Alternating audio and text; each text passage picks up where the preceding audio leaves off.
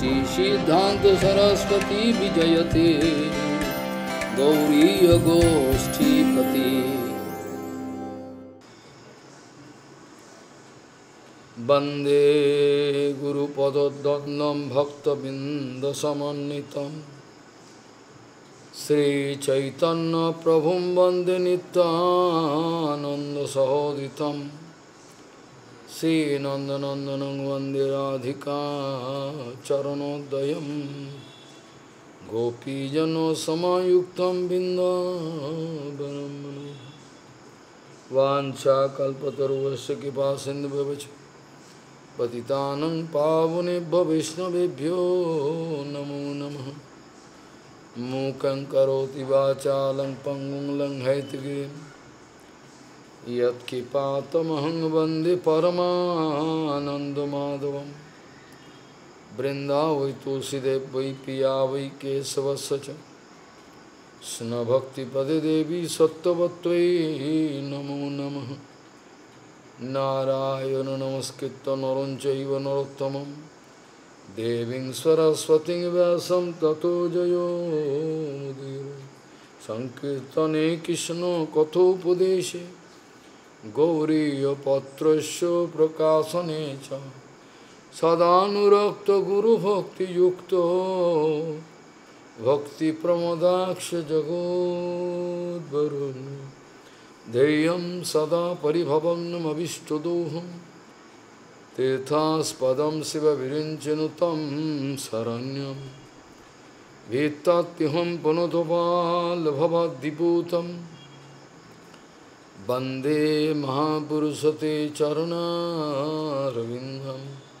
यत्पादपल्लवनखचन्दमनिच्छटाय विस्फुरजित किमपि भवतु स्वदर्शि पूर्णानुरागर स्वसागर सारमूर्ति साराधिकामयि कदा कृपां करोसि। श्रीकृष्ण चैतन्य प्रभु नित्यानंद श्री अद्वैत गदाधर शिवसदि गौरभक्तबिंद। श्रीकृष्ण चैतन्य प्रभु नित्यानंद श्री अद्वैत गदाधर शिवसदि गौरभक्तबिंद। हरे कृष्ण कृष्ण कृष्ण हरे हरे हरे राम राम राम हरे हरे। आजानुलंबित भुजौ कनकाबदातो संकीर्तनैकपितरो कमलायताक्षो विश्वाम्बरो द्विजभरो युगधर्मपालो वन्दे जगत्प्रियकरो करुणावतारो। हरे कृष्ण कृष्ण कृष्ण हरे हरे हरे राम राम राम हरे हरे। नमामि गंगे तव पादपङ्कजं सुरासुरैर्वन्दितो दिव्यरूपं भुक्तिं च मुक्तिं च ददासि नित्यं भावानुरूपेण सदा नरानं।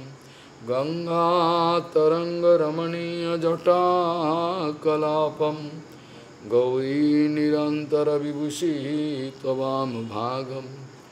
नारायणो प्रियमनङ्गमदापहारं वाराणसीपुरपति भजवीशनाथं। वागीशजुष्वदने लक्ष्मीर्यस्य च वक्षसि यस्यास्ति हृदयसंवित् त्वं निशिङ्गमहं भजे। हरे कृष्ण कृष्ण कृष्ण हरे हरे हरे राम राम हरे। विजितऋषिकवायुविरदन्तमुनस्तुरगं जय्यजतान्ति यन्तुमतिलोलमुपायखित व्यसन सतामृतो समवहाय गुरोश्चरणम वनिज एवाज संत कृत कर्णोधरा जलधौ विजित ऋषि को वायु विरादंत मुनस्तुरगम जय जतंति यंतुमतिलोलो मुपायुखित व्यसन सतामृतो समवहाय गुरोश्चरणम वनिज इवाज संत कृत कर्णोधरा जलोधौ। गौड़ीय गोस्वामीपति श्री शिल भक्ति सिद्धांत सरस्वती गोस्वामी प्रभुपाद परमहंस जगद्गुरु জানিয়েছেন মনের ওপর জয় প্রাপ্ত হওয়া অত্যন্ত কঠিন। গৌড়ীয় গোস্বামীপতি শ্রী শিল ভক্তি সিদ্ধান্ত সরস্বতী গোস্বামী ঠাকুর প্রভুপাদ পরমহংস জগদ্গুরু জানিয়েছেন যারা বাস্তবিক সাধু, যারা বাস্তবিক তত্ত্বজ্ঞানী, তারা যে কোনো মায়ার বস্তু দর্শন করার পর তার পরিণাম সম্বন্ধে চিন্তা করেন। খালি ভোগের বস্তুটা দেখেই প্রলোভিত হয়ে ঝাঁপিয়ে পড়েন তা নয়। প্রলোভনের বস্তু, ভোগের বস্তু দেখবার পর তারা মোহিত হন না, তারা প্রত্যেকেই এর পরিণামটা কী হতে পারে এইটা চিন্তা করেন। প্রত্যেক বাস্তব সাধু যারা ত্যাগী জীবনে প্রবেশ করেছেন বা গৃহস্থও রয়েছেন, সবাইকেই প্রভুপাদ বলছেন যে বাস্তবিক পক্ষে একজন বাস্তব সাধু হন পরিণামদর্শী। যে কোনো বিষয়ে প্রলোভনে তিনি পড়েন না। কোনো এক বাস্তব সাধুকে কোনো রকম প্রলোভনের মধ্যে ফেলা যায় না, কারণ এতটাই উচ্চ আদর্শ তার জীবনে আছে, সে এতটাই গম্ভীর বস্তু, মূল্যবান বস্তু প্রাপ্ত হয়েছেন বা প্রাপ্ত হওয়ার সম্ভাবনা দেখতে পাচ্ছেন, ওই জন্য ছোটোখাটো বিষয়তে প্রলোভিত হন না। সামান্য বিষয়গুলোতে তারা প্রলোভিত হন না। এই কারণে তারা অনেক মূল্যবান অনেক আনন্দময় বস্তুর সন্ধান পেয়েছেন। তাই জন্য তারা এই তুচ্ছ বস্তুতে কখনোই প্রলোভিত হতে পারেন না। শ্রীল গৌরকিশোর দাস বাবাজি মহারাজ পরমহংস গুরুপাদ পদ্ম তিনি শ্রীল প্রভুপাদকে বলেছিলেন, আপনি কলির ব্রহ্মাণ্ডে যাবেন না, আপনি কাউকে শিষ্য করবেন না, আপনি কোনো সঙ্গ করবেন না, জগতের কোনো সঙ্গই আপনি করবেন না। এই কথাগুলো দেখে সহজিয়া বা তথাকথিত যারা ভক্ত আছেন মায়াবাদী, তারা সঙ্গে সঙ্গে এই মন্তব্য প্রকাশ করেন, প্রপাত তো গুরুদেবের কোনো কথাই মানেননি। প্রপাত গুরুদেবের কোনো কথা মেনেছেন কি? তিনি তো মানেননি। তিনি তো কলকাতায় গেছেন, কলির ব্রহ্মাণ্ড যেটা গৌরকিশোর বাবা বলতেন, তিনি তো প্রচুর শিষ্য করেছেন। তিনি তো অনেক লোকের সঙ্গে কথা বলতেন, অনেক বিচার করতেন, তিনি সঙ্গ কী করে করলেন না? কাজেই তিনি অবশ্যই সঙ্গ করেছেন। এই বিচারটা মায়াবাদী বা তথাকথিত ভক্ত যারা আছেন তা এই ধরনের বিচারগুলো করে থাকেন। কিন্তু আমাদের গুরুবর্গ বিচার প্রভুপাদ বলছেন যে আমি কলির ব্রহ্মাণ্ডে কখনোই যাই না, আমি কলির ব্রহ্মাণ্ডে যাই না।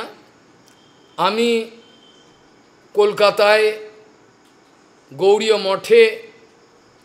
গৌড়ীয় মঠের অপ্রাকৃত শ্রবণ কীর্তন যে সদন, যে প্রাঙ্গণে আমি যাই, সংকীর্তন প্রাঙ্গণে, আমি কখনোই কলকাতায় যাই না। আমি কাউকেও শিষ্য করি নাই, এরা সকলেই আমার গুরু, আমি কাউকেও শিষ্য করি নাই, আমি কাউরই সঙ্গ করি না। আপনারা হয়তো বিশ্বাস করবেন না, কিন্তু একথা জেনে রাখবেন পরমাংশ গুরুপাদ পদ্ম শ্রী গৌরকিশোর দাস বাবাজি মহারাজ এত উঁচু সঙ্গ দিয়েছেন, এত চিন্তার অতীত, এত উঁচু সঙ্গ দিয়েছেন, এত আনন্দময় সঙ্গ দিয়েছেন, যে সঙ্গের পরে আমি এই জগতের এই ছাইপাস দুর্গন্ধ দূষিত এই সঙ্গর কোনো রুচি আমার নাই। যে সঙ্গ গুরুপাদ পদ্ম দয়া করে আমাকে সঙ্গ দিয়েছেন, যে উঁচু সঙ্গ, সেই সঙ্গ পাওয়ার পর এই জড়জগতের যে তুচ্ছ দুর্গন্ধ দূষিত সঙ্গ, এগুলো করবার আমার কোনো রুচিই নেই। আমি সঙ্গ কি করে করব? কোনো সঙ্গ করতে গেলে রুচি হলে তবে সঙ্গ করে, তো রুচিই নেই।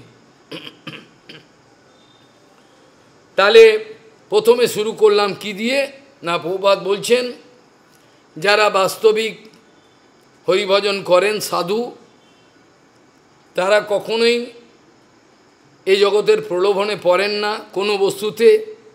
জগতের এমন কোনো বস্তু নেই এই 14 ভুবনে, এই 14 ভুবনে এমন কোনো বস্তু নাই যেটা গুরু বৈষ্ণবকে প্রলোভিত করতে পারে।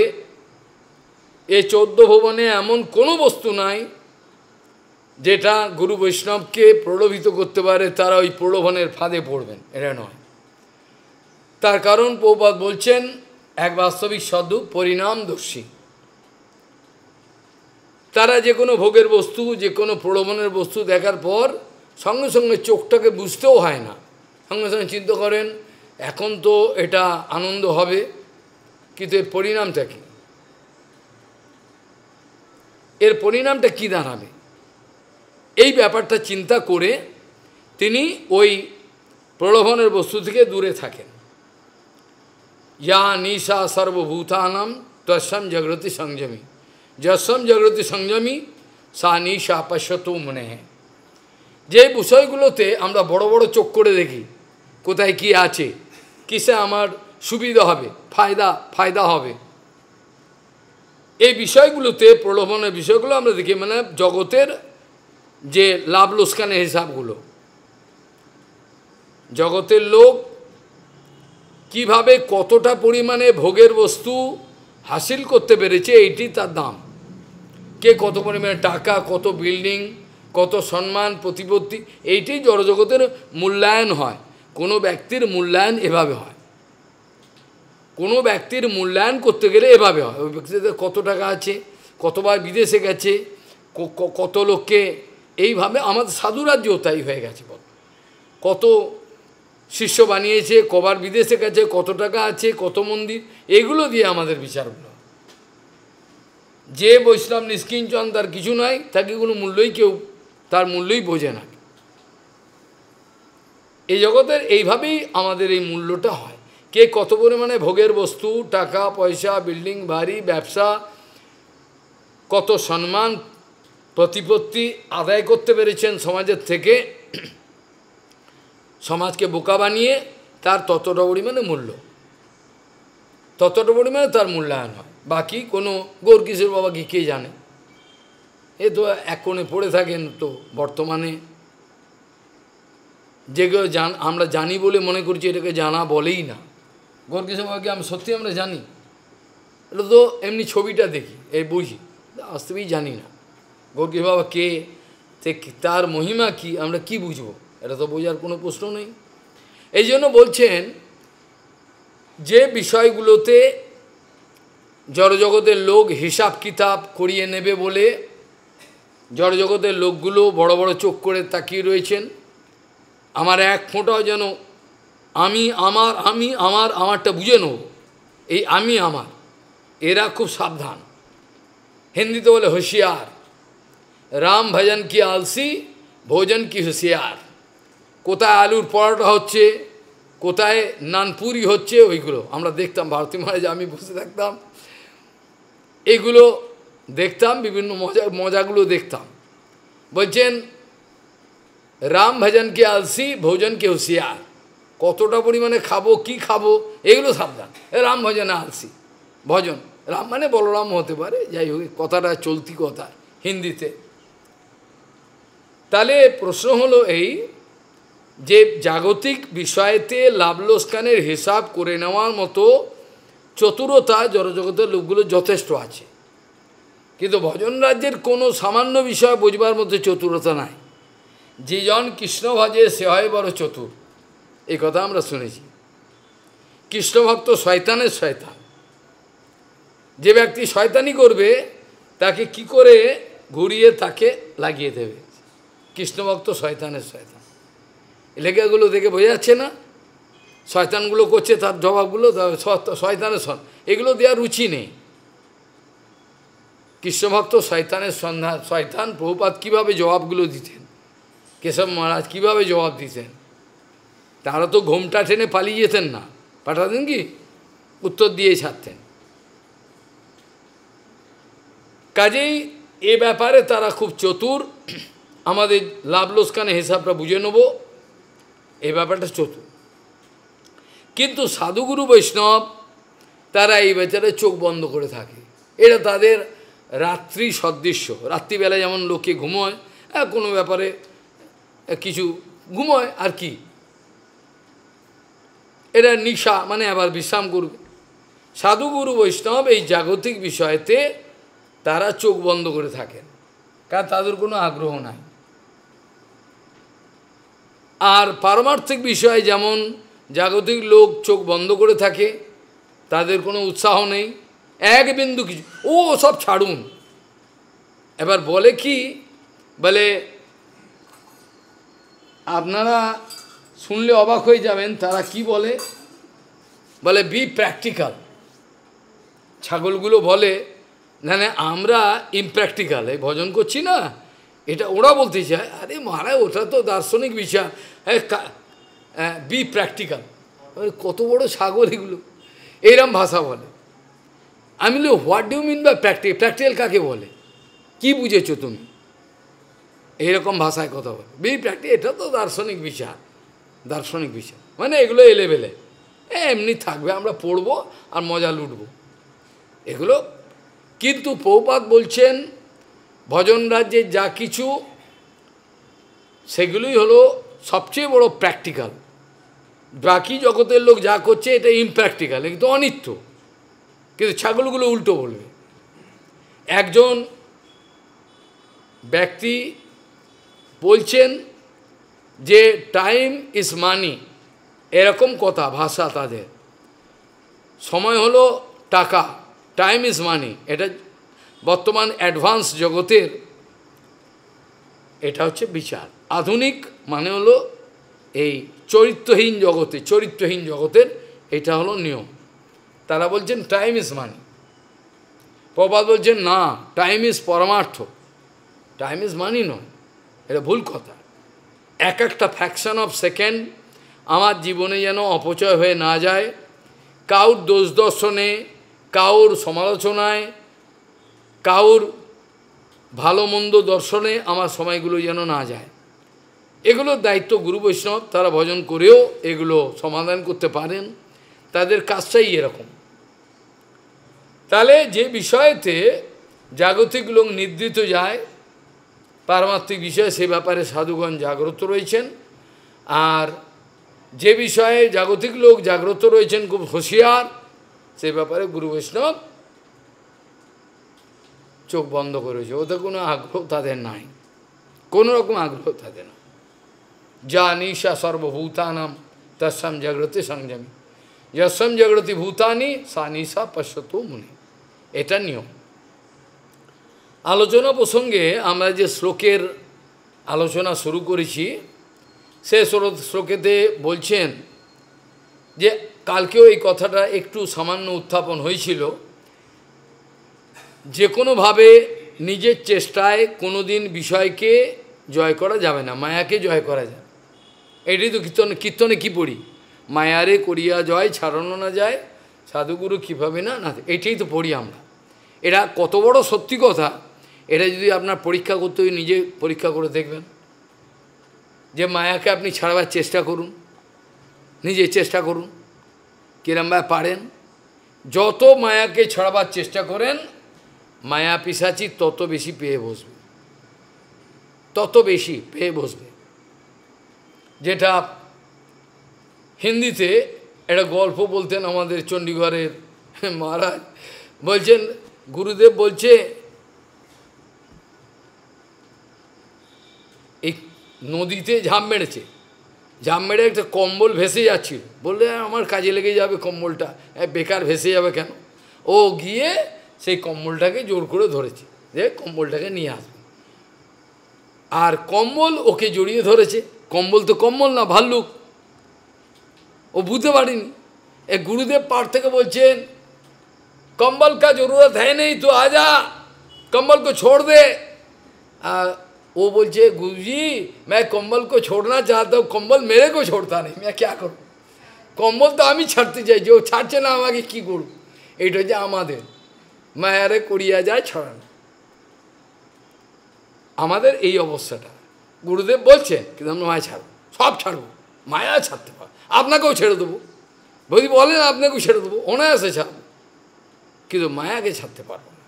মায়ারে করিয়া যায় ছাড়ানো, নিজ চেষ্টায় কোনোদিন কেউ মায়াকে ছাড়তে পারে নাই, সব সময় কৃপা দরকার। মায়াকে নিজ চেষ্টা আজ পর্যন্ত কেউ ছাড়তে পারে, যারাই চেষ্টা করেছেন তারাই হেরে গেছে। এমনকি শঙ্কর ভগবান পর্যন্ত মায়াকে ছাড়তে পারে, ছাড়েননি, তিনি কামজয়ী মৃত্যুঞ্জয়ী, কিন্তু কোনোদিন গ্যারেন্টি দেননি আমি মায়াকে জয় করেছি। এরা প্রমাণ দিয়ে দিয়েছে ভগবান, ওই যে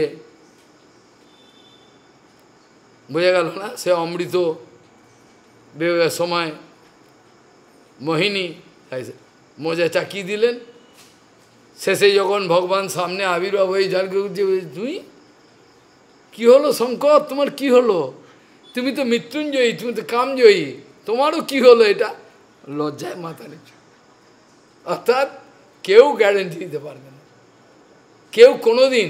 ওই জন্য প্রভুপাদ বলতেন আমরা আমাদের জীবনের শেষ পর্যন্ত মায়ার দ্বারা আক্রান্ত হওয়ার, বশীভূত হওয়ার একটা সুযোগ সংরক্ষণ করে থাকি। যেমন আমরা টিকিট বুক করি না, সংরক্ষণ 2 মাস পরে যাব, সেরকম আমাদের সমগ্র জীবনে আমরা মায়ার দ্বারা প্রভাবিত হওয়ার সম্ভাবনা আছে, কিন্তু না হওয়া মানে হলো এটা সৌভাগ্য, গুরুদেব গুরু বৈষ্ণবের অশেষ কৃপা, অশেষ কৃপা লাভ করেছে, ওই জন্য তার কিছু হয় না, এটা অন্য কথা। কিন্তু হলেও হতে পারে, যদি কোনো ভুল হয়ে যায়, অপরাধ হয়ে যায় মহৎ চরণে, তাহলে সেক্ষেত্রে কামও জাগতে পারে, এটা বলা যায় না। ওই জন্য প্রভুপাদ বলতেন bonded soul can reserve the right of not being expose to your sense organ. ভগবান গুরু বৈষ্ণব মানে bonded soul can reserve the right of fall down any time. আরেকটা যেটা বললাম যে গুরু বৈষ্ণব ভগবান এই অধিকারটা সংরক্ষণ করেন যে আপনি তাদের বুঝতে পারবেন না, বোঝা গেল, দুটো কথা বললাম। গুরু বৈষ্ণব ভগবান এই অধিকারটা সংরক্ষণ করতে পারেন যে আপনি তাদের বুঝতে পারবেন না। গুরু বৈষ্ণব can reserve the right of not being expose to your sense organ. আপনার ইন্দ্রিয় মনের দ্বারা বুঝে নেবেন, এটা না হবে না। আর বদ্ধজীব যে কোনো মুহূর্তে পতনের সম্ভাবনা সংরক্ষণ করতে পারে, করে রাখে। ওই জন্য অভিমানের কিছু নাই, যত আমরা শাস্ত্র জানলাম, যত কিছু বাহাদুরি দেখালাম, অনেক কিছু গুরু সেবার বাহাদুরি, কিন্তু শেষে এমনও হতে পারে অপরাধ হয়ে গেল। ওই জন্য বুদ্ধিমান ব্যক্তি অপরাধ যেন না হয়, কোনো মতেই যেন অপরাধ না হয়। কেন আমি যে সুযোগটা এখন পেয়েছি, এই সুযোগটা তো আর পরের জন্ম পাবো না। এমন কি পেতে পারবো? প্রভুপাদের বংশে গৌরাঙ্গ মহাপ্রভুর আবির্ভাবের স্থানে সব আমার হতে বিপরীত পরিস্থিতি সবসময়ই থাকে। ভজন কখনো অনুকূল হয় না, ভজনে প্রতিকূল থাকে। ভজনের যাহা অনুকূল তাহা সেটাকে বরণ করব, আর প্রতিকূল ত্যাজীব। এটা তো ভজন মানে আমরা ফুলের ওপর দিয়ে হাঁটছি তা নয়। ভজন মানে আমরা ফুলের শয্যা উপর দিয়ে তা নয়। কালকেও বলছিলাম ভজন মানে হলো আমরা প্রতি পদে পদে কাঁটা আমাদের লোকে মারতে আসবে, অপমান করবে, কারণ সত্য কথা বললে তার শত্রু 1000 হবে, তাকে কেউ মেনে নেবে না। সে তো ওদের সঙ্গে সমঝোতা করছে না, ওদের সঙ্গে মিলে চলছে না তো। তোকে বলছেন আমি এই পরম সত্যের জন্য আমার জীবনটাকে উৎসর্গ করেছি, আমি কোনো মতেই সমঝোতায় যেতে পারবো না। সমঝোতা মানে যেমন এক পলিটিক্যাল পার্টি দেখলো কোনো জোট না হলে আমি সংখ্যাগরিষ্ঠ পাবো না, তাহলে এই পার্টি ওই যে আতাত হলো, এটাকে বলে আতাত। কিন্তু ভজন রাজ্যে, শুদ্ধ ভক্তিরাজ্যে এ ধরনের আতাত বা রিকনসিলিয়েশন চলে না। শুদ্ধ ভক্তিরাজ্যে কখনোই এটা চলতে পারে না, এটা হয় না, শুদ্ধ ভক্তিরাজ্য হয় না। শুদ্ধ ভক্তিরাজ্যের বিচারই হলো যে কোনো পরিস্থিতির মোকাবেলা করতে রাজি আছি, নিজের প্রাণটাও যদি যায়, হরিদাস ঠাকুর বলছেন প্রাণ যদি যায়, দেহ হয় খণ্ড খণ্ড, তথাপি না ছাড়ি মুখেতে হরিনাম আমি ছাড়ব না। আমার যদি দেহটাকে খণ্ড খণ্ড করে প্রাণ চলে যায়, তথাপি আমি মুখেতে হরিনাম ছাড়তে পারবো না। এটা হলো শুদ্ধ ভক্তের বিচার। এর বাইরে কোনো কথা তারা বুঝতে চান না, কোনো কথাই মানতে রাজি না। প্রভুপাদ তার সমগ্র জীবনে কোনোদিনই এইসব বিরোধী পক্ষের সঙ্গে, সহজিয়াদের সঙ্গে কোনো আতাত করেননি। যখন বালিঘাই সম্মেলনে প্রভুপাদকে কমিটির মেম্বাররা বলছেন এই যত হাজার হাজার লোক আছে সব আপনার চরণে আশ্রয় নিতে চাইছে, আপনি দয়া করে এদের আশ্রয় দিন, খালি একটু ক্ষমা করতে হবে, একটু চাটা খায় আর কি, একটু খৈনি একটু বিড়ি বিড়ি খায়, এটা একটু মেনে নিতে হবে। প্রভুপাদ বললেন আমি একটাও শিষ্য চাই না, এরে এইটুকু মেনে নেবেন, একটু চাফা খায় আর কি, একটু খৈনি একটু বিড়ি ফিরি কখনো খায়, এটা একটু মেনে নিতে হবে। প্রভুপাদ বললেন আমি একজনও শিষ্য বানাবো, আমি একজনও শিষ্য, হাজার হাজার তো দূরের কথা, একজন আমি চাই না, আমার জীবনে চাই না। এই ধরনের মহাপুরুষ স্থিতি, যার বংশেতে আমরা উৎপন্ন হয়েছি, কিন্তু কুলাঙ্গার, আমি নিজেকে বলছি, সবাইকে বলার অধিকার নাই। তাহলে বিচার হলো এই যে নিজ চেষ্টায় কোনোদিন মায়াকে কেউ জয় করতে পারেনি। এইটি ভাগবতের এই শ্লোকে বলছে, বিজিত ঋষি কো বায়ু বিরদন্ত মনস্ব, নিজের ইন্দ্রিয় গ্রামকে মনকে বশীভূত করব অনায়াসে, সেগুলো বালি, অত সোজা নয়। এই দুরন্ত মনকে পাগলা ঘোড়ার সঙ্গে তুলনা করা হয়েছে। এই দুরন্ত মনকে পাগলা ঘোড়ার সঙ্গে তুলনা করা হয়েছে, যাকে অসম্ভব নিয়ন্ত্রণে আনা। পাগলা ঘোড়াকে কেউ পারে না। কত লোক প্রাণ দিয়েছে, কত হাজার হাজার ডলার পণ রেখেছে, এই ঘোড়াকে মরে গেছে, অসম্ভব। কাজেই সেখানে বলছেন বিজিত ঋষিক ও বায়ু ভেরদন্ত মনস্তরগম, মনকে পাগলা ঘোড়ার সঙ্গে তুলনা করছেন। আর মনের কথা প্রথমেই বলছেন কেন? বিজিত ঋষিক ও বায়ু ভের, আমাদের অম্বরীশ মহারাজের ক্ষেত্রে যখন আমাদের সুখদেব গোস্বামী বলছেন বা সুতদেব, ভাগবতের তো এর কথা এই বলছে, ও কথা যাই হোক, এখানে বলবার সময় আমরা দেখছি যে প্রথমেই মন দিয়ে শুরু করেছেন না, প্রথমে কিন্তু অন্য কোনো ইন্দ্রিয় দিয়ে শুরু করেন। সবই মন কৃষ্ণ পদারবিন্দয় বাচাংসে বৈকুণ্ঠ গুণানুবর্ণনে করৌ তন্মন্দির মার্জনাদিষু শ্রুতিম চকারচ্যুত সৎকথোদয়ে মুকুন্দ লিঙ্গালয় দর্শন দিশৌ তদ্ভিত্তগাত্ম স্পর্শে অঙ্গ সঙ্গমম। তাহলে এইভাবে দেখা যাচ্ছে প্রথমেই শুরু করলো কি দিয়ে? মন দিয়ে। সবই, বই মানে নিশ্চিতমেব, বই মানে কি? বই মানে নিশ্চিতমেব, সবই মনো কৃষ্ণ পদারবিন্দয়। কারণ মন যদি বশীভূত না হয়, কোনো ইন্দ্রিয়র কার্যকারিতা মানা হবে না। কোনো ইন্দ্রিয় যদি কোনো কাজ করে আর যদি মন যদি সহযোগ না করে, তাহলে সেটাকে কৃতকর্ম বলে মানা হয় না। এটা হয়ে গেছে কোনো একটা অ্যাক্সিডেন্ট। যেটা গীতাতে ভগবান বলছেন, সেটার বাংলা অনুবাদ হলো বাংলা অনুবাদ, আমি সংস্কৃত বলা সোজা বুঝতে পারবেন খুব সহজে। অহংকার নাহি যদি, ভালো করে শুনুন, অহংকার নাহি যদি, বুদ্ধিলিপ্ত নয়, হত্যা যদি করে তবু হন্তা কবু নয়। বুঝে গেল কি বললাম? কি বললাম? অহংকার নেই, বিলকুল আমি কর্তা এ অভিমানই নেই। যে অভিমানটা নেই আমরা দেখেছি হনুমানজি মহারাজে। হনুমানজি মহারাজে পুরা লঙ্কা পুড়িয়ে দিলেন। একজন জিজ্ঞাসা করছেন, হনুমানজি আপ রামজি কা ভক্ত হ্যাঁ, সব জ্বালা দিয়ে সব। বলছে আমি কিছুই অনিষ্ট করিনি, এত প্রাণীকে মেরে ফেললেন। কাউকে আমি মারিনি। এত লোককে মারলেন, আমি রামজির সেবা করেছি। তাহলে বোঝা গেল? তাহলে কঠোর বাক্য প্রয়োগ করে, কঠোর শাসন করেও গুরু বৈষ্ণবের দোষ লাগে না, কারণ ওরা কৃষ্ণ সেবা করছে। অন্য লোক যদি এ হাঙ্গামায় পড়ে, অন্য প্রভুপাদ বলছেন এইসব হাঙ্গামায় আপনারা জড়ান কেন? আপনারা এইসব হাঙ্গামায় দৌড়ে যান কেন? এটা তো আমার দায়িত্ব। নিজে থেকে আপনি করতেই যান এসব, আপনার তো দায়িত্ব নয়। আমি আচার্যের কাছে আমার দায়িত্ব। আপনি এসব হাঙ্গামার কাজে অপরের শাসন করা, আপনাকে দমন করা, এগুলো কি আপনার কথাকে মানবে না? সে অবস্থায় উঠলে পরে তাহলেও না মানতে পারে। প্রভুপাদ সে অবস্থা ওঠেননি, নিত্য জগতের তিনি, তাও তো অনেকে মানেননি, তাকে ছেড়ে দিয়ে চলে গেছে। তাতে কী করে? তার কিছু ক্ষতি হয়েছে কি? কাজে হনুমানজি মহারাজ বলছেন আমি একটাও প্রাণীকে হত্যা করি নাই। আরে বলেন কি? হাজার হাজার মেরে ফেললেন সব, আমি রামজি সেবা করেছি।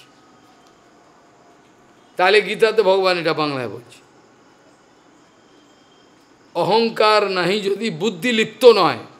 তোমার অহংকার নেই, বুদ্ধি এটা করব বলে নিশ্চয় করে নাই, তবু যদি হত্যা করে, হত্যা করবে থেকে হত্যা করেছে বলে মানা হয় না। বোঝা গেল কি বললাম? হত্যার দোষ লাগে না। তাহলে প্রথমেই মনকে তোলা উচিত, কারণ মন যদি বশীভূত না হয় তাহলে যেমন কোনো সেবাই সেবা বলে মানা হবে না। আমার মন রয়েছে অন্য জায়গায় আর আমি সেবা করি আন্দাজে, তাকে সেবা বলে মানা হবে না, সেবার ফল পাবে না, সেবার ফল পাবে না। মাইনা নিয়ে রান্না করছে, রান্না করতে ভালো জানে, তাই নিজের ইচ্ছা পয়সার জন্য, ও তো আর সেবাতে মন নেই। ঠিক সেরকমভাবে কোনো ক্রিয়াকর্ম যদি কেউ ইন্দ্রিয়ের দ্বারা করে, কোনো ক্রিয়াকর্ম যদি কেউ ইন্দ্রিয়ের দ্বারা করে, যে কর্মটা সে করেছে ইন্দ্রিয়ের দ্বারা, কোন ইন্দ্রিয়? চোখের দ্বারা বা নাকের দ্বারা, কানের দ্বারা, জিহ্বার দ্বারা, যে কোনো উদর উপস্থ কোনো কিছু দ্বারা, সেই কর্ম করতে গিয়ে তার মন তার সঙ্গে ছিল না, তার মন সহযোগ করে নাই। না যদি সহযোগ করে সেটা কর্ম হলো না। বোঝা গেল? মন অ্যাবসেন্ট ছিল, মন ছিল না, মন অন্য অন্য বিষয়ে, কিন্তু ক্রিয়াকর্ম সেটাকে তাহলে কর্ম বলে গণনা করা হয় না। এইভাবে দেখা যায় যে মনকে বশীভূত করাটাই হলো তামাম শাস্ত্রের মূল বিষয়। যত শাস্ত্র প্রণয়ন করা হয়েছে, সমস্ত শাস্ত্রের মূল বিষয় হলো একটাই, প্রথম বিষয়, মূল বিষয় মানে প্রথম মূল বিষয়টা হলো এটা। সেটা কি? কে মনকে জয় করতে পেরেছে। সর্ব এব মনোনিগ্রহ লক্ষণান্তা। সমস্ত ভজনের পদ্ধতি যা কিছু বুঝিয়ে দেবে গুরু বৈষ্ণব, প্রথমেই হলো মনোনিগ্রহ লক্ষণান্তা, অর্থাৎ তোমার মনটাকে বশীভূত করার জন্য এইগুলো বলছে। তুমি মানছো না, তুমি মানছো না, বলে বলুক। মনটাকে বশীভূত করার জন্য তিনি বলছেন এইভাবে করলে ভালো হবে, কিন্তু মানবে না, তো বদ্ধই থাকবে, ও মুক্ত হতে চায় না, কিছু করার নেই। কাজেই এখানে তমাম শাস্ত্র, ভাগবত আদি সব শাস্ত্রে বা যে কোনো শাস্ত্রেতে প্রথমেই মনকে বশীভূত করার কথা বলা হয়েছে। মন বশীভূত না হলে অবশীভূত মনের দ্বারা যে ক্রিয়াকর্ম করবে সেটা সঠিক হবে না, এটা ভুলভাল হয়ে যাবে। বাণী সেবা করতে গিয়ে যে ফুল অ্যাটেনশন না থাকে, ফুল অ্যাটেনশন মানে তার সমগ্র মন সমগ্র মনটা যতটা আছে ততটা মন এই ফোকাস করতে হবে এতে, তবে সে লিখতে পারবে। আগুন জ্বলা কথা, অমৃতময় কথা লিখতে পারবে। আর যদি মন নন দিয়ে পারবে না, তার দ্বারা হবে না, জোর করে হবে না। কেউ যদি মানে জোর করে লিখে দেবো, হবে না। তিনি করাবেন, সে লেখাগুলো পড়লেই বুঝে যাবে আগুন জ্বলছে লেখার মধ্যে, এত ক্ষমতা। কেন আচরণ, লেখা, বলা তার সমান। যে আচরণ করেন, যে লিখছেন আর যে বলছেন সব সমান, এটা সমান। আর কাউর প্রতি কোনো বিদ্বেষ নাই, কাউর প্রতি কোনো। আমার প্রভুপাদ বলছেন, আমাকে যিনি পরম শত্রু জ্ঞান করছেন, প্রভুপাদ বলছেন আমাকে যিনি পরম শত্রু জ্ঞান করছেন তারও অমঙ্গল কামনা যেন ভগবান আমার হৃদয়ে না যায়। এই কথাটা কি মানবে? প্রতিহিংসা এই করেছে আমি দেখে নেব, এই করেছে, এইভাবে ভজন থেকে ছুটি নেবে, কিছু করার নেই। প্রভুপাদের শিক্ষা কেউ নেবে না। যারা করা লিখছেন প্রভুপাদ কেশব জেনে রাখবেন, তাদের হৃদয়ে বলছেন, তাদের তো বিন্দুমাত্র কারোর প্রতি কিন্তু বিদ্বেষ নেই, তাই জন্য বলতে পারছেন। যদি বিন্দুমাত্র কারোর প্রতি বিদ্বেষ থাকে, তাহলে ওই লেখার জন্য তাকে শাস্তি পেতে হবে, ক্ষতি করতে, তার ক্ষতি হয়ে যাবে, সে সামলাতে পারবে না, এই দায়টা নিতে পারবে না। সেই জন্য বলছেন প্রভুপাদ যে যিনি আমাকে পরম শত্রু হিসেবে মনে করছেন, তারও অমঙ্গল কামনা যেন আমার হৃদয়ে কখনোই না আসে। একবার বরদা বলে একজন ছিলেন, বামন গোস্বামী থেকে বরদা বলতেন, শিষ্য, আমাকে প্রচণ্ড ভালোবাসতেন। ছেলেটাকে দেখলে মনে হবে গণ্ডমূর্খ গাধা, কিন্তু ছেলেটা বিএ পাস, তার হাতের লেখা এত সুন্দর ইংরেজি লেখা, আমাকে ভালোবাসে।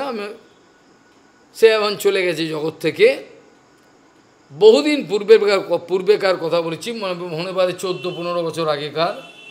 তখন বারবার বললে পরে যেতে হতো, এখন তো আর প্রশ্নই নেই। কোথায় আমি বলছি, এই যেটা বলে ওই কি, যেখানে স্টিল ফ্যাক্টরি আছে, দুর্গাপুরে ওখানে গেলে ভক্তদের মহারাজ যত্ন করতেন, যাই হোক যত্ন করতেন, আমাকেও তিনি ভালোবাসতেন। পরবর্তীকালে কয়েকটা কড়া কথা লেখা, এটা তো আমার তো কারোর সঙ্গে কোনো বিদ্বেষ নয়, এটা লিখতে হয় প্রভুপাদ, এটা লেখা আমাকে অত্যন্ত ভালোবাসতেন।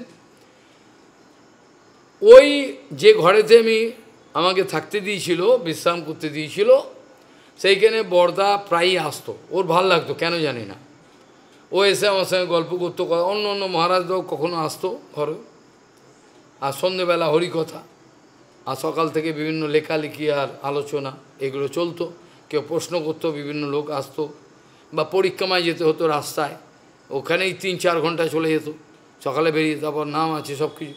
তো বরদা, ওর নাম বরদা, আমিও বরদা বলতাম, যেহেতু বামন মায়ের বরদা বলতেন, আমিও বরদা বলতাম, ভালোবাসতাম। বরদা একদিন বলছেন, তখন কিন্তু অনেক প্রতিবাদ আমার বেরিয়ে গেছে, তা ওটা 11 সাল না 12 সাল 14 সাল আমার মনে নেই, যাই হোক বেরিয়ে গেছে আমার। যে বরদার কথা বলছি ওটা 14 সাল হবে, তার মধ্যে প্রতিবাদ বেরিয়ে গেছে আমার এর আগেই অনেক। এবার বরদা একদিন আমাকে বলছেন, মহারাজ আপনার জায়গায় যদি অন্য কেউ হতো, তার একেবারে মৃতদেহ পড়ে যেত। বরদা বলছে, এরমভাবে বলছে। আমি বলছি কেন? যে আপনি যা বলেন, যা লেখেন, এ একেবারে তার একেবারে শেষ করে দিত। আমি বলছি কেন, কি ব্যাপার বরদা?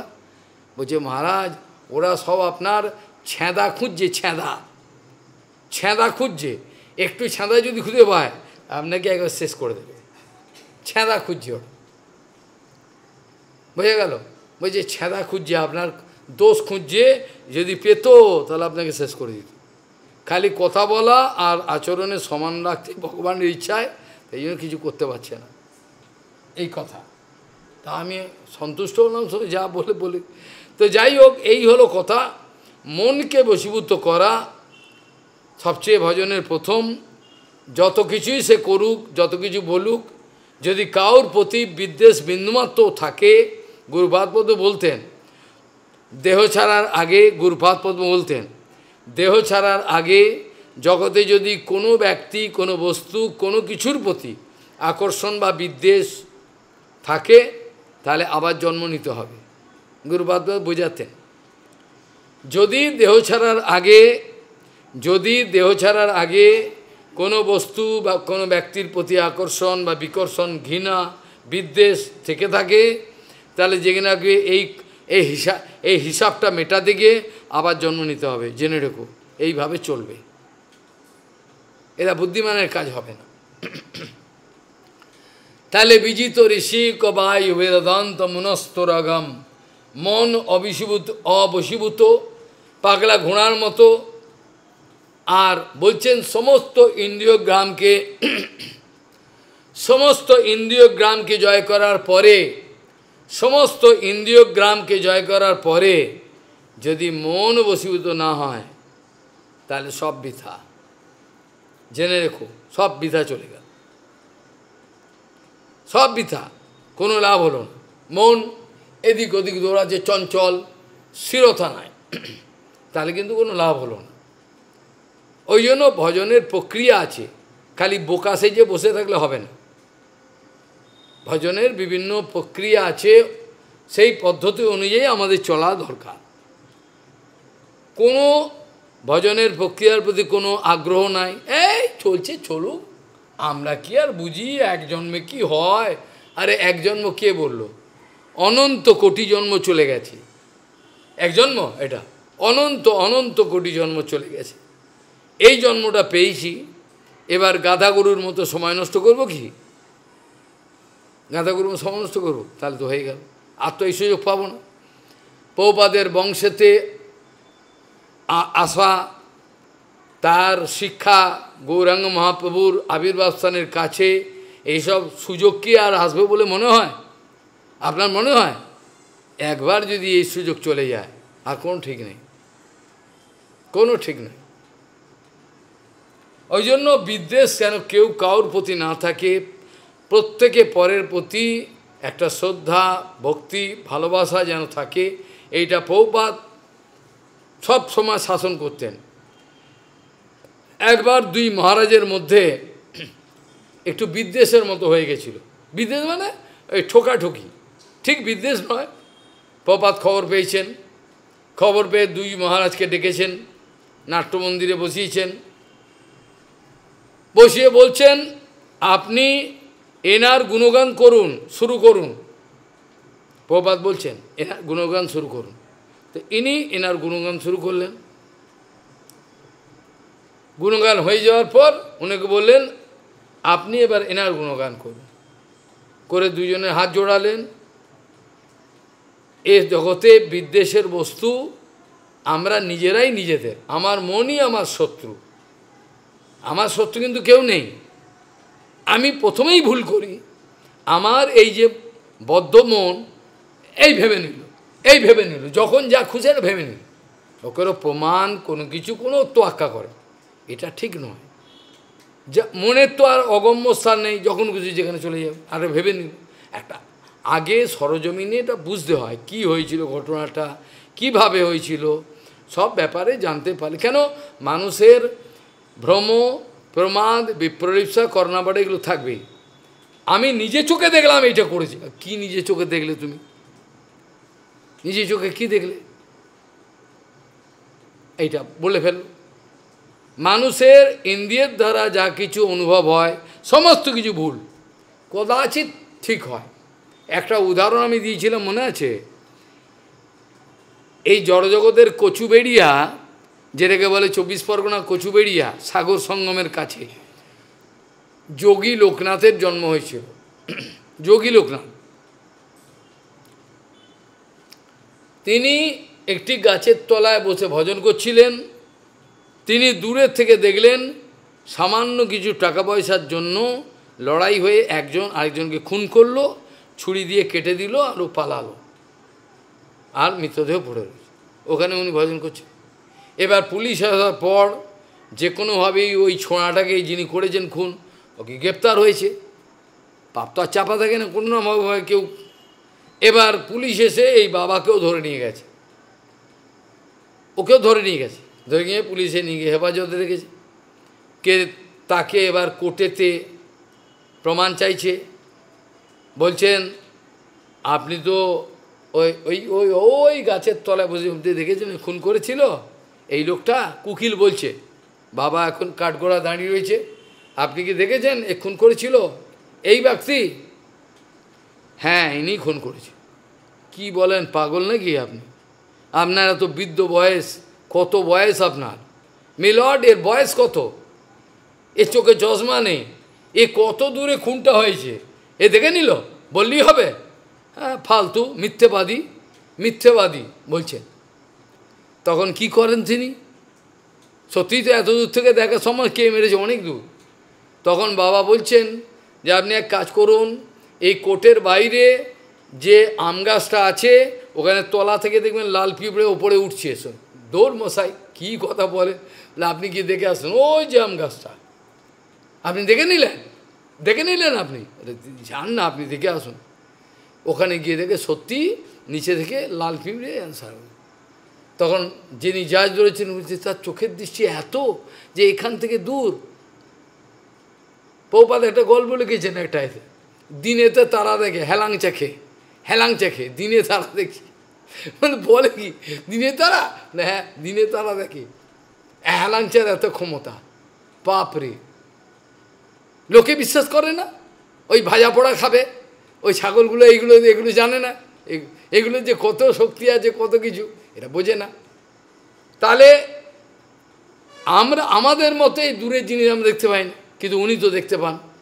কাজে আপনি যেটা পারেন সেটা সবাই পারবে এমন কোনো কথা নেই, বা অন্য একজন পারলে আপনি নাও পারতে পারেন, সেটা নির্ভর করছে ইন্দ্রিয়ের কার কী ক্ষমতা কে জানে, কিছু বলা যায় না। কাজেই কোনো বিষয়ে যেহেতু আমাদের ভ্রম প্রমাদ বিপ্রল বিশ্বাস করে না, আমরা বদ্ধজীব, ইংরেজিতে একটা কথা আছে টু আর ইজ হিউম্যান, মানুষ মাত্রই ভুল করবেই করবে, ভুল ছাড়া মানুষ হয় না, টু আর ইজ হিউম্যান।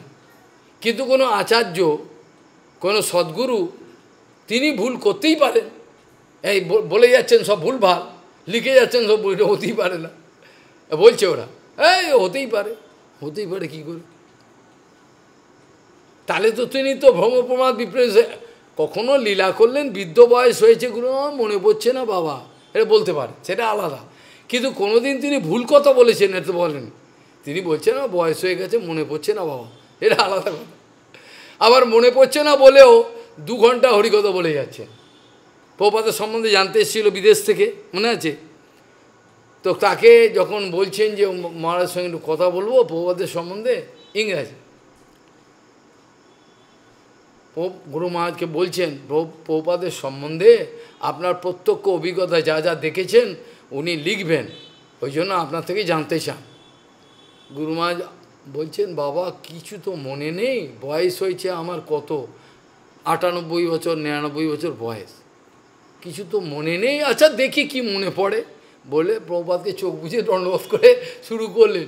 ও বাবা ঘন্টা দিক চললো, এই বলে মনে নেই, কিছু মনে নেই কেন? কী রে বাবা, সবাই তো অবাক, ঘন্টা দিক চললো। কাজেই হতে পারে বয়স হলে পরে হয়, এটা এটা লীলা করেন তারা, কিন্তু তারা ভুলভাল বলেন, ভুলভাল লেখেন, সিদ্ধান্ত ভুলভাল বলেন, এটা হতে পারে কি? একজন বলছেন আমাদের গুরুবর্গকে, কেশব মহারাজ না কাকে, বলছে মহারাজ ও খুব ভালো বৈষ্ণব, খুব ভালো বৈষ্ণব মহারাজ, কিন্তু সিদ্ধান্ত জানেন না। তাকে মনে হয় নাকি? কেশব মহারাজকে বলছেন তুই কি পাগল নাকি? বলে খুব ভালো বৈষ্ণব মহারাজ, হ্যাঁ বিনম্র কথাবার্তা বলে, এই সিদ্ধান্ত জানে না। প্রভুপাদ হতেই পারেন, কেশব মহারাজও হতেই পারেন। যিনি বৈষ্ণব তিনি সিদ্ধান্তবিদ, যিনি সিদ্ধান্তবিদ তিনি নিশ্চয়ই বৈষ্ণব। হতে পারে তিনি সংস্কৃততে বলছেন না, গৌরকিশোর বাবাজি মহারাজ। আচ্ছা আমি ভগবানকে কি করে পেতে পারি বলতে পারেন বাবা? কি করে আমরা ভগবানকে একটা কথায় উত্তর। সেটা কিন্তু শাস্ত্রের সমস্ত শাস্ত্র ব্যাখ্যা করে আমি যদি 1 মাস 2 মাস বলতে থাকি, বাবার একটা লাইনে হয়ে গেল।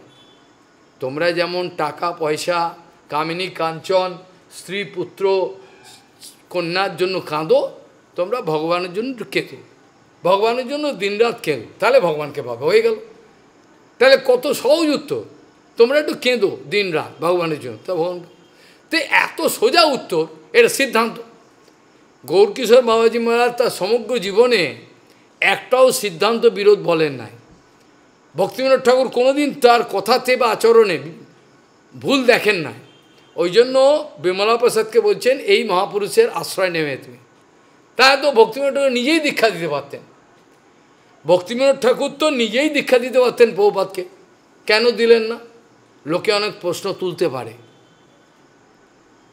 যেমন সুখদেব গোস্বামী ভাগবত এই তত্ত্ববিজ্ঞানটা সুখদেবের কাছে রাখবার আগে ব্যাসদেব গোস্বামী আগে পাস করিয়ে নিয়ে এলেন জনকরাজের কাছ থেকে। ভক্তিবিনোদ ঠাকুর অত্যন্ত নামকরা ব্যক্তি ছিলেন, ব্রিটিশরা পর্যন্ত তাকে এরম সেলাম করতেন। তার চরিত্র, আচরণ, আদর্শ, লেখা কল্পনা করা যায়, অত্যন্ত ফেমাস ব্যক্তি ছিলেন। কিন্তু এই গৌরকিশোর বাবাজি মহারাজের কখনো কখনো যখন এই ভক্তিবিনোদ ঠাকুরের ভজন কুটিরে আসছেন, তার থাকার ঘরটা ছিল ওইটা, যেখানে এখন ভেঙেছে করবে, ওইখানে বসে নাম। যখন আসতেন এক এক সময় এক এক অদ্ভুত লীলা করতেন। একবার ফ্রেঞ্চ কাট দাঁড়ি গিলে করা পাঞ্জাবি পরে সোজা এলেন বা ভক্তিবিনোদ ঠাকুরের সামনে, ভক্তিবিনোদ হরিকথা, এ কী কথা বাবা, কি হলো আপনার, এ তো অবাক কাণ্ড, এ কী দেখছি। তখন তিনি বলছেন, হে হে হে করে হাসছেন, আর তো কেউ আমাকে কোনো দোষ দিতে পারবে না আমার চরিত্রের সম্বন্ধে, এবার ভালো হলো। তার মানে এই আচরণ করে লোককে শিক্ষা দিচ্ছে, জানোয়ার সাধু বেশ নিয়ে এগুলো করিস না। তাহলে এটা কিন্তু কত সহজে। এই জন্য গৌরকিশোর বাবাজি মহারাজকে আচার্য, পরমহংস আচার্য বর্জ্য বলা হয়। তিনি পরমহংস ব্যক্তি, স্বাভাবিকভাবে কাউকে উপদেশ দিতে যান না, চুপচাপ থাকেন। কিন্তু এই বাবা কখনো ফ্রেঞ্চ কাট দাড়ি, গিলে করা পাঞ্জাবি এসব পরে এসে এগুলো অভিনয় করতেন, অপূর্ব। এবং গৌরকিশোর বাবাজি মহারাজকে ভক্তিবিনোদ ঠাকুর এতটা ভালোবাসতেন, কল্পনা জানেন তো। আর ভক্তিবিনোদ ঠাকুরকেও ইনি অত্যন্ত সম্মান করতেন, অত্যন্ত সম্মান। এগুলো গৌরকিশোর বাবাজি মহারাজের জীবনে যা যা কথা বলেছেন, একটাও কিন্তু কোনোদিন কেউ ভুল প্রমাণ করতে পারেনি। সে প্রভুপাদই হন, ভক্তিবিনোদ ঠাকুর হন, বা যে কেউ, কোনোদিন তার জীবনে হয়তো তিনি সংস্কৃত বলেননি, ইংরাজি বলেননি, কিন্তু যে কটা কথা বলেছেন সব উপদেশগুলো আমার কাছে আছে, আপনাদের কাছেও নিশ্চয় আছে, খুলে দেখবেন। একটা কথার মধ্যে কোনো ভেজাল নেই, যা বলেছেন সব ঠিক। প্রভুপাদ অবাক হয়ে বলছেন, যখন একদিন আমি গেলাম বাবার সঙ্গে বাবার চরণ দেখতে, গিয়ে দেখি তিনি পাবলিক পায়খানার ভেতরে ঢুকে রয়েছেন। পাবলিকের পায়খানা, মলমূত্র ত্যাগ করার জায়গা, সেখানে ঢুকে বন্ধ করে রয়েছে। প্রভুপাদ গিয়ে এবার ধাক্কা মারছেন, তিনি খুলছেন না। পরে বলছেন, আমি আপনার দাস বিমলা প্রসাদ এসছি আপনার চরণ দশা, আপনি কৃপা। তখন দরজাটাকে খুলে হাসছে, ও আপনি এসছেন আমার প্রভু, আসুন আসুন বলে। যেই খুলে দেখেন উনি, ও আপনি এসছেন আমার প্রভু, আসুন আসুন বলে বসালেন। বসে নানারকম কথাবার্তা একবার দাবি করলেন, আপনি একটা ভাগবতের শ্লোক আপনার থেকে শুনতে ইচ্ছে করছে, ভাগবতের কোনো শ্লোক। প্রভুপাদ একটা শ্লোক বললেন, আচ্ছা এটার ব্যাখ্যা একটু করতে পারেন, শুনতে বড় ইচ্ছা আপনার সে মুখে। ব্যাখ্যা করলেন, বাবা, বাবা তো চোখে দেখতে পেতেন না তো, বাবা খুব সুন্দর। আচ্ছা আমার প্রভু, এই শ্লোকের ব্যাখ্যা যদি এরকম হয় কেমন হয়, বলে নিজে ব্যাখ্যা করতে আরম্ভ করে। ব্যাখ্যাটা শুনে প্রভুপাদ মাথায় হাত, লোকে বলে ইনি নাকি পড়াশোনা জানেন না, এ কী ব্যাখ্যা করলেন, যে ব্যাখ্যা কোনো পণ্ডিতও করতে পারবে না।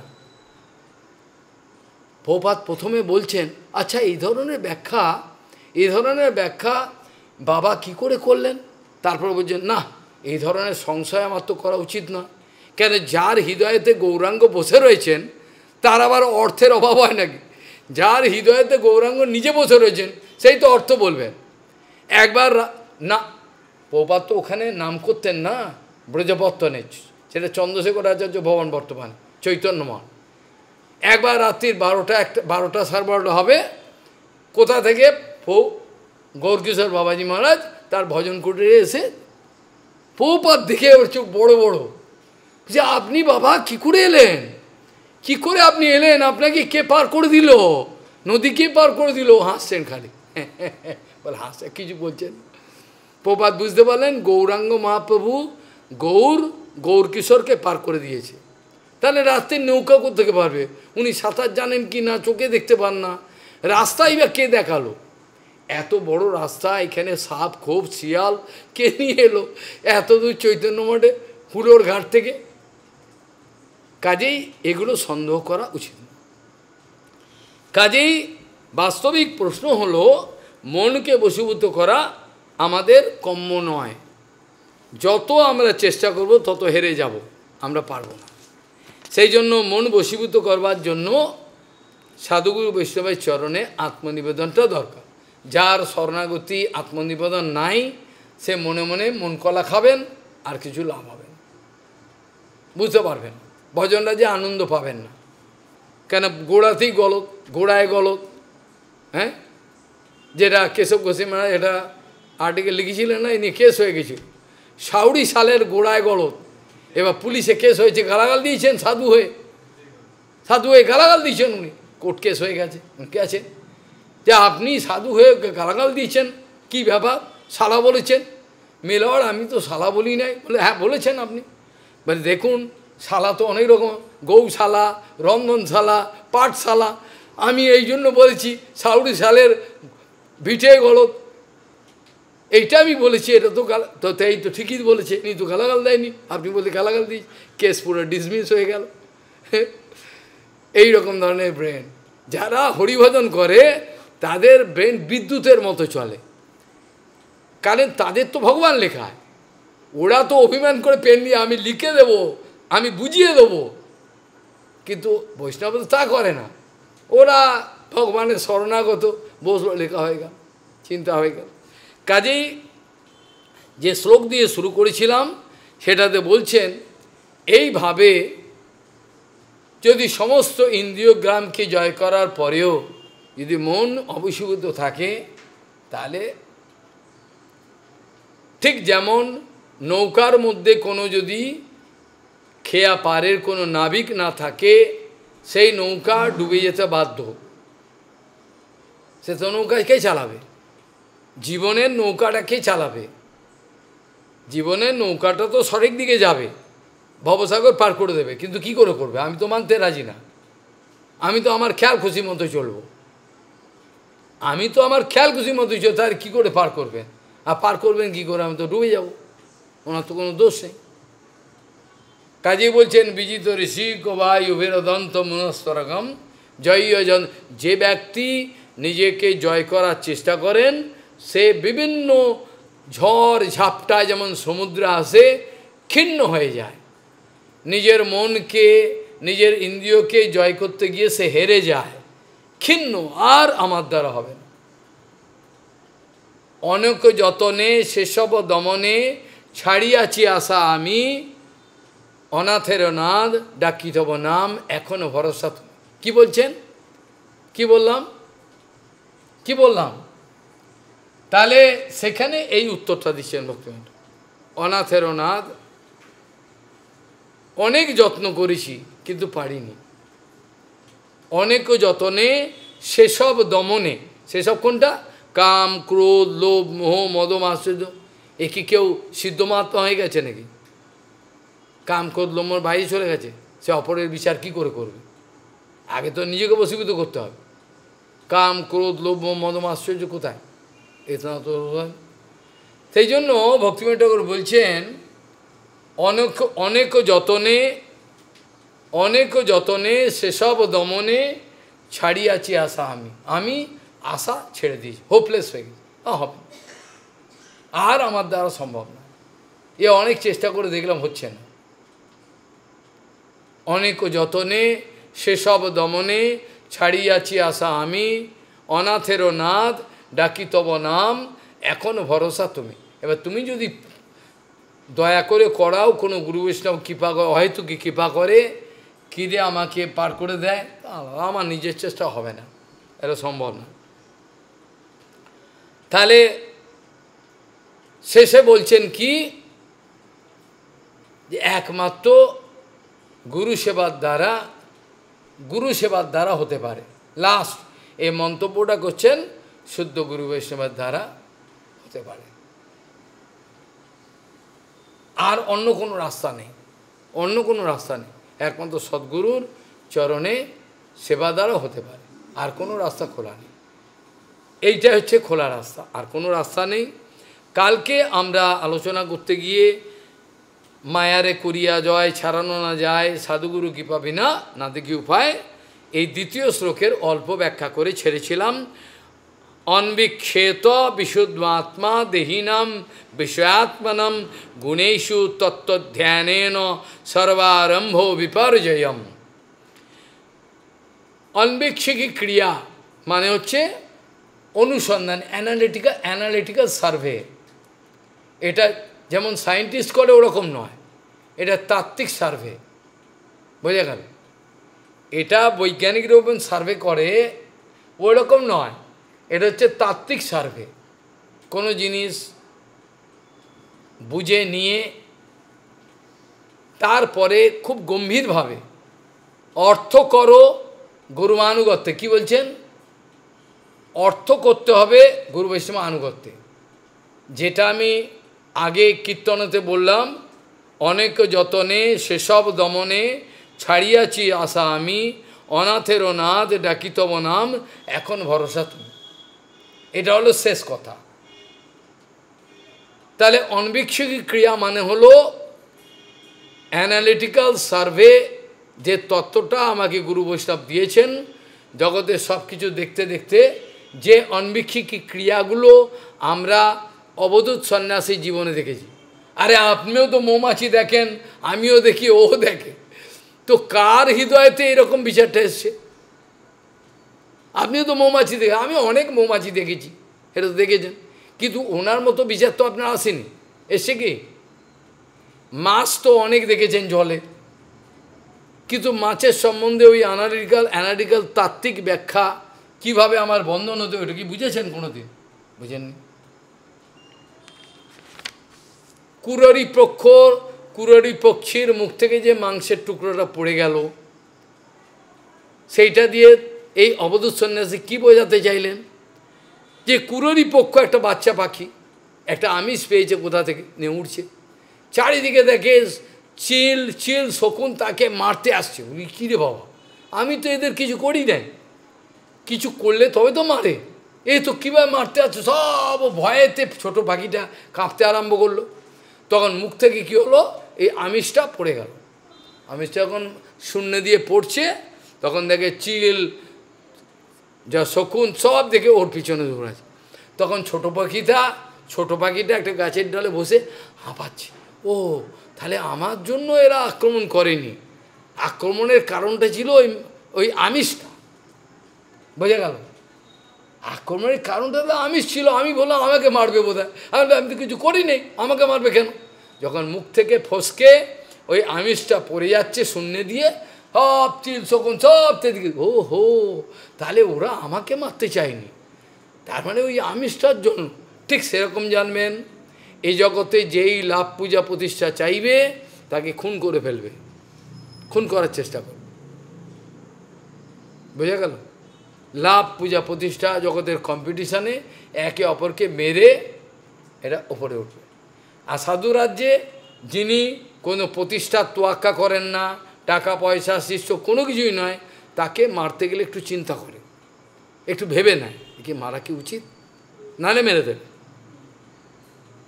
ভগবান তাকে বাঁচাতে আসবে না সেটা পরের কথা, কিন্তু আমিষ এখানে কোনটাকে বলা হচ্ছে? লাভ পূজা প্রতিষ্ঠা। এটাকে আমিষের সঙ্গে তুলনা করা হচ্ছে।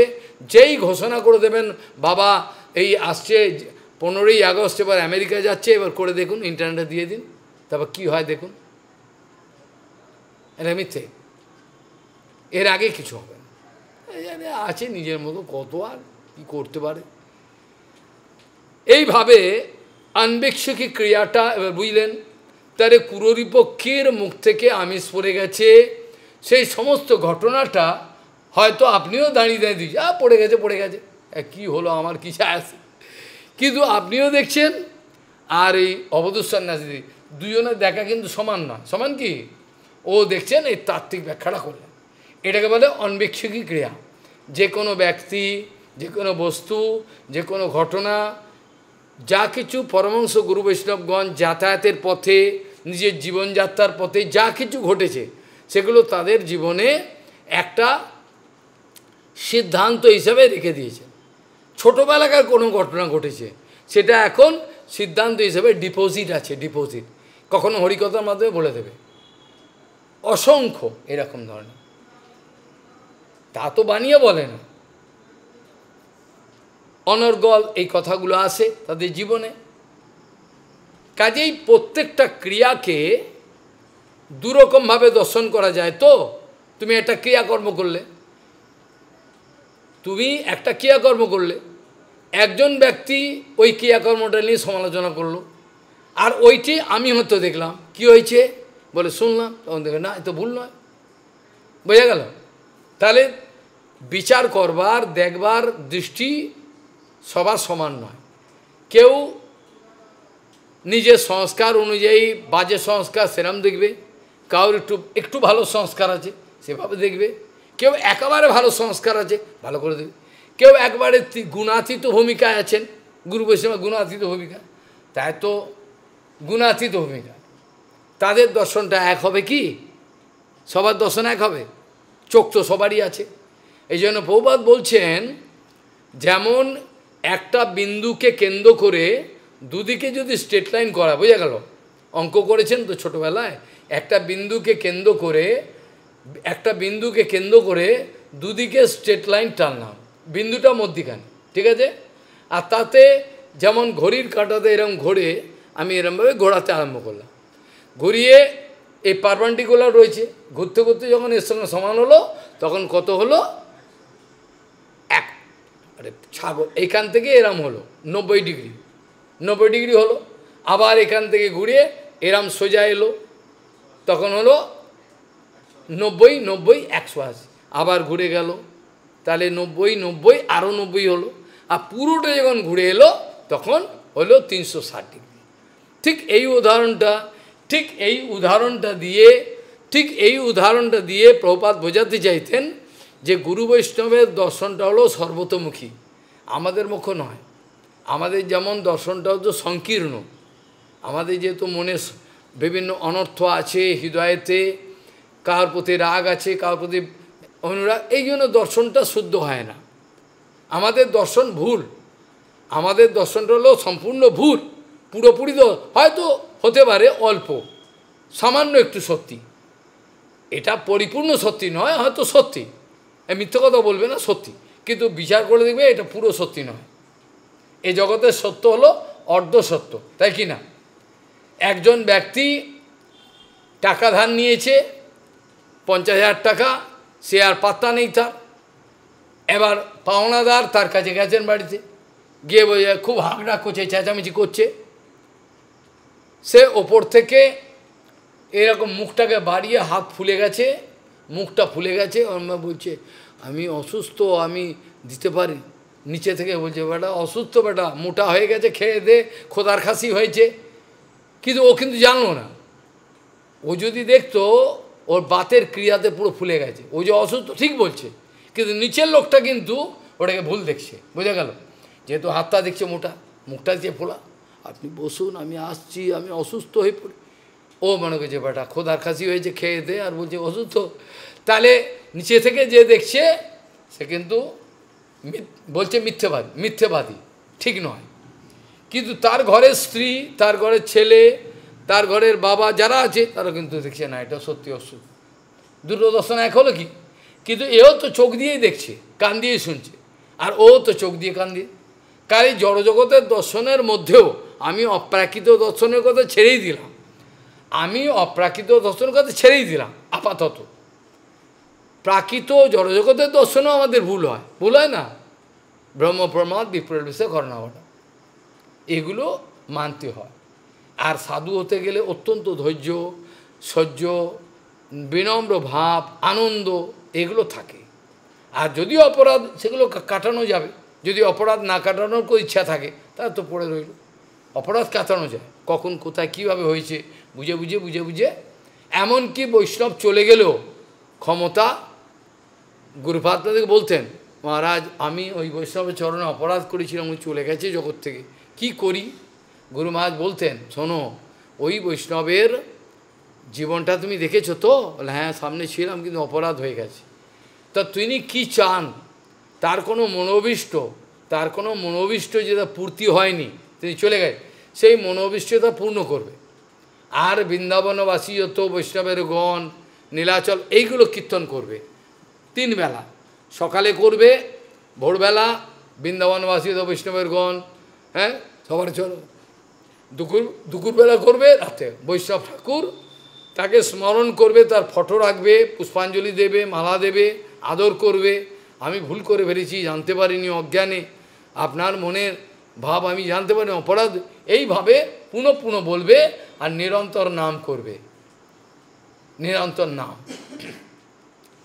কারণ তোমার ওইটা অপরাধের জন্য তোমার নাম অপরাধ হয়ে গেছে। সাধুগুরু বৈষ্ণব অপরাধ মানে নাম অপরাধের অন্তর্গত তোমার।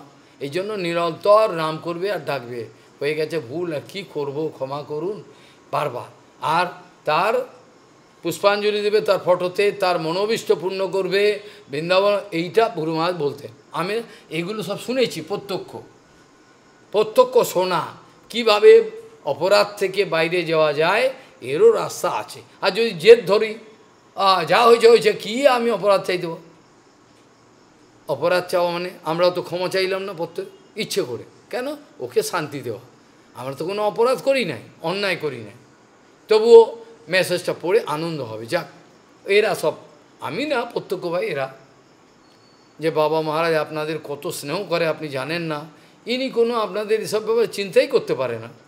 তো যাই হোক, আমরা এই পর্যন্তই এই আলোচনা শেষ করে রাখতে চাই। আর কিছু মনে করবেন না, ক্ষমা প্রার্থী, ব্যাস হয়ে গেল। ক্ষমা চাইতে তো কোনো অপরাধ, টাকা পয়সা লাগে নাকি ক্ষমা চাইতে? অভিমানটা চলে গেলেই ক্ষমা। আর অভিমান আমি রেখে দেবো, আমি কিছু ভুল করি না, সব ভুল ওরা করেছে, এইটা বলে গেলাম, তাহলে আর লাভ কী হল? তাই তো সমাধান হলো না, তাহলে সমাধান হয় না। যাই হোক, এখন এই 2 নম্বর শ্লোকে যেটা কথা, অনবিক্ষেত বিশুদ্ধ আত্মা দেহিনাম বিশ্বআত্মানম গুণেষু তত্ত্বধ্যানেন সর্বারম্ভ বিপর্যয়ম। তাহলে সেখানে বলছেন বিষয়াসক্ত দেহি ব্যক্তি, দেহি কেন বলল? দেহের মধ্যে আমি লুকিয়ে রয়েছি, তাই দেহি বলল তো, আমি তো দেহ নয়, এই জন্য দেহি। গীতাতে এই কনসেপ্টগুলো কেউ পাঠ করে না, শোনে না। দেহ দেহি এর পার্থক্য, ক্ষেত্রজ্ঞ অনেক ব্যাখ্যা হয়েছে ঠাকুরের ইচ্ছায়, কিন্তু এগুলো যদি শোনে তাহলে কাণ্ডজ্ঞান হয়ে যাবে। গীতার ব্যাখ্যা যদি ধৈর্য ধরে শোনে হিন্দি, তাহলে তার জ্ঞান হয়ে যাবে, সরল হিন্দি। ক্ষেত্র, এই যে শরীর, এটা বাংলা অনুবাদ, এই যে শরীর পার্থ, ক্ষেত্র এরে কয়, কত সরল ভাষা বাংলায় বললাম। তাহলে এটাই আমি ওখানে কিন্তু সংস্কৃত ব্যাখ্যা হয়েছে।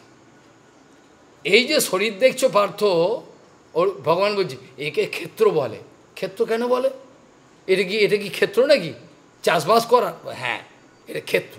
কারণ এর মধ্যে তুমি যে বীজ বপন করবে, কোনো নোংরা বীজ বপন করবে, নোংরা হবে।